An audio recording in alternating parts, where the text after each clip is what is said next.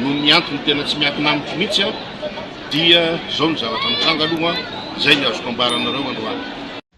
Manoloana ny fanehoan-kevitra nataon'ny filohan'ny Antenimierandoholona izahay loholona Madagasikara IRD Maronisa dia manao izao fanambarana manaraka izao. Manoloana ny fanehoan-kevitra Herman Razafimahefy filohan'ny Antenimierandoholona omaly hoe noho ny tsindry izay nahazo azy dia tsy afaka nandray ny fahefana andimba ny Andry Rajoelina izy araka ny lalam-panorenana. Tsy misy resaka maro tsony ny vondrona IRD tonga dia valikafatra avy hatrany mivantana ho an'ny Herman Razafimahefy filohan'ny Antenimierandoholona. Tsy tamin'ny anaran'ny IRD na koa tamin'ny alalan'ny antoko politika mapara ny nanaovan'ny fanehoan-kevitra iny. Tamin'ny alalan'ny mahafilohan'ny Antenimierandoholona azy no nanaovan'ny fanambarana iny. Tamin'ny anaran'ny tenany manokana amin'ny maha Herman Razafimahefy azy. Manoloana ny fanehoan-kevitra nataon'ny filohan'ny Antenimierandoholona omaly alahady 9 Oktobra 2023 izahay loholona Madagasikara IRD Maronisa dia manao izao fanambarana manaraka izao.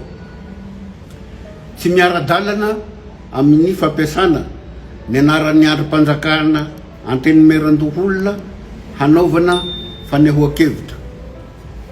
Manambara etoana fa amin'ny anaran'ny filohan'ny Antenimierandoholona Andriamatoa Herman Razafimahefy Samirery no nanaovany iny famohan-kevitra omaly iny. Ankoatr'izay, mampatsiahy ny Herman Razafimahefy ny sonia sy fanekena izay nataony ireto vondrona parlementaire IRD reto. Efa nanao taratasy ity filohan'ny Senaty tamin'ny 13 Septambra 2024 nilaza hoe tsy nisy tsindry azo lena na koa faneriterena ny fandavan'ny andray fahefana andimba ny filoha teo aloha Andry Rajoelina. Fa noho ny antony manokana dia tsy afaka nandray zany fahefana zany izy ka zay natonga azy nanatitra taratasy teny amin'ny HCC ny 9 Septambra 2024. Nisy tombo-kase ary sonia tamin'ny anaran'ny Herman Razafimahefy filohan'ny Sena izany taratasy zany.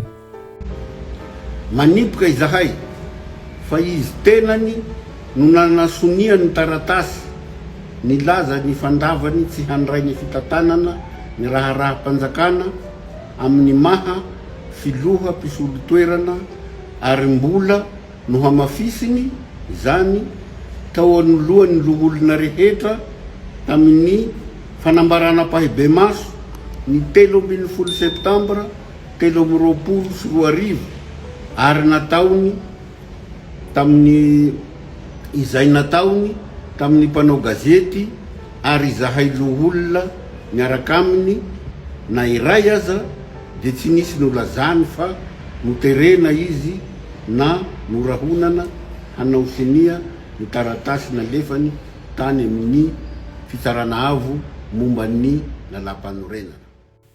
Satria naneho hevitra mahakasika ny fifidianana ihany koa ity filohan'ny Sena ity, mitaintaina mana ihany toy ny vahoaka malagasy rehetra izy hoe mety tsy hoisy ity fifidianana ity raha mbola mitohy ny hetsika ataon'ireo kandida 12.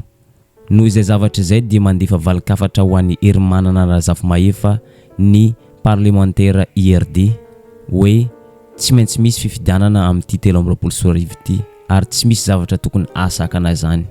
Ireny hetsika ataon'ny collectif des candidats ireny dia tsy hosakana amin'ny firosoana amin'ny fifidianana satria ny an'izy ireo dia hita mazava fa tahotra ny fifidianana no ao an-tsain'izy ireo. Ka noho izay dia tsy maintsy ho tanteraka ny fifidianana amin'ity 2024 ity. Izahay dia manamafy fotoana fa ny fifidianana irery ihany no lalana didiny lalam-panorenana ao amin'ny andininy fahadimy ahafahan'ny vahoaka malagasy mampiasa ny fahefany hisafidy izay olona tiany hitondra ny firenena. Izahay dia manameloka ny fiantsiana, ny fandrangitana, ny tsy fanarahan-dalàna, ny fambolena korotana amin'ny endriny maro samihafa eto amin'ny firenena ataon'ireo matahotra hiatrika fifidianana ary miantso ny vahoaka malagasy ho tony mandrakariva ka samy hiomana hiatrika ny fifidianana izay efa voafaritry ny androm-panjakana mahefa amin'ny 7 novambra 2024. Somary mahalasa eritretra ihany ity vondrona IRD ity na ko ireo anatin'ny antoko politika mapara. Rehefa mba maneho hevitra mampiseho ny maharary ny mpikambana anankiray dia efa raha matahora ny valiny asitrin'izay. Mahalasa eritretra ihany. Nefa ny fanehoan-kevitra hery manana razafy mahefa dia tsotra hoe satry ny andray fahefana andimbany andrajoelona fa noho ny tsindry izay nahazo azy sy ny raha matahora izay nahazo azy dia tsy afaka nandray an'izany fahefana zany izy. Manana zo feno ny filohan'ny Sena haneho hevitra ilaza izay maharary azy. Tsy misy izay mahadiso azy tamin'ny fanehoan-kevitra izay nataony.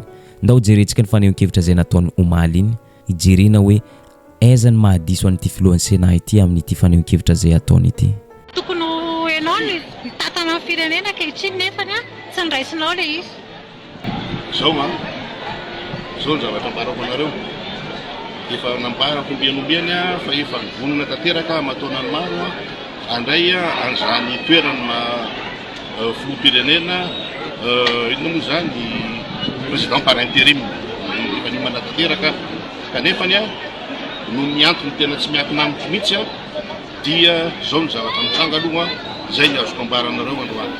Ankoatr'izay naneho hevitra mahakasika ny fifidianana izay ho atao amin'ny novambra 2024 avy izao izy. Manahy mafy toy ny olom-pirenena rehetra izy hoe mety tsy ho hisy ny fifidianana raha mbola mitohy ny hetsika ataony reto kandida 12 reto satria manana zo feno aneho hevitra ara-demokrasia izy ireo. Ny zavatra hitranga aloha dia amin'izao fotoana zao raha mitohy zao etsiketsehany zao, raha mitohy zao fifandonana zao dia sarotra amintsika ny roso amin'ny fifidianana araky ny fanahara-potoana. Fa zay zany le atao hoe tsika dia tsy maintsy mifandimika. Zay ny malagasy tsy maintsy mifandimika ny atabatra boribory ary tsy maintsy ataontsika zany zay tana vaholana mba hahafahana miroso amin'ny atao hoe fifidianana tena madiso mangarahara toy izay raha teo ny tena lasa vahoaka.